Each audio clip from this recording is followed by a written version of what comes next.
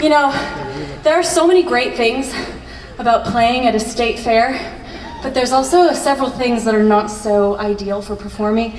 One of which was that I really wanted to try the fried Oreos. And I don't regret it because they were so good, but like I kind of also regret it a little bit, dancing around in this heat.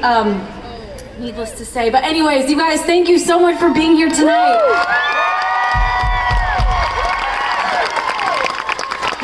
We've been here before, and I'm curious, I just want to see by sign of hands, how many of you, is this your first Lindsey Stirling concert experience?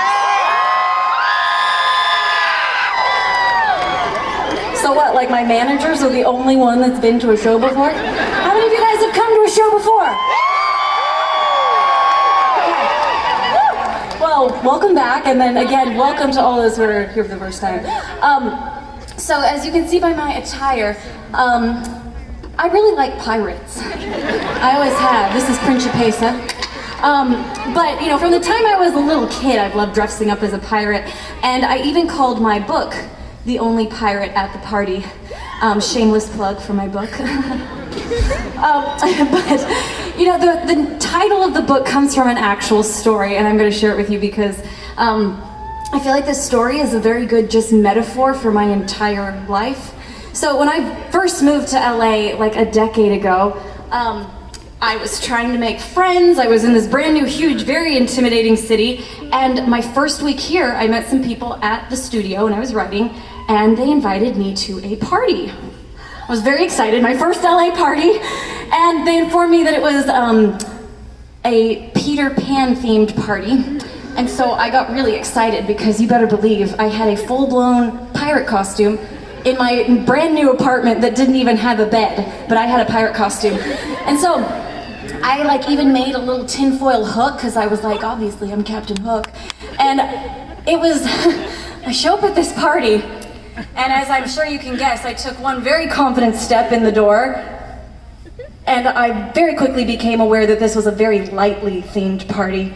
Nobody else was dressed up. And so there I stood, literally stopped in my tracks. I was like, I'm 1 foot in, 1 foot out. No one's really seen me yet. I was like, I could just leave, and no one's the wiser.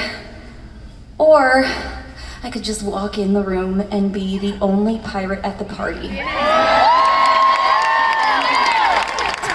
I chose to do the latter. I went in, and to be honest, I met a lot more people than I would have if I was dressed normal. And you know, I just love this experience because, like I said, I feel like it's become a metaphor for my life.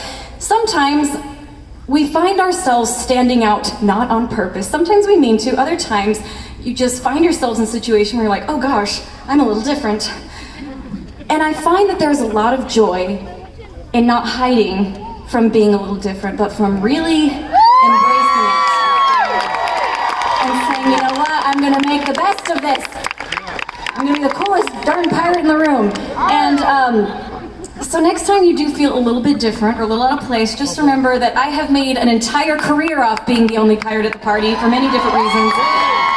And sometimes being a little different, usually, I guess, being a little different can be a beautiful thing, and it's what makes our world diverse and full of flavor and color and life. And so don't be afraid to be the only pirate at the party.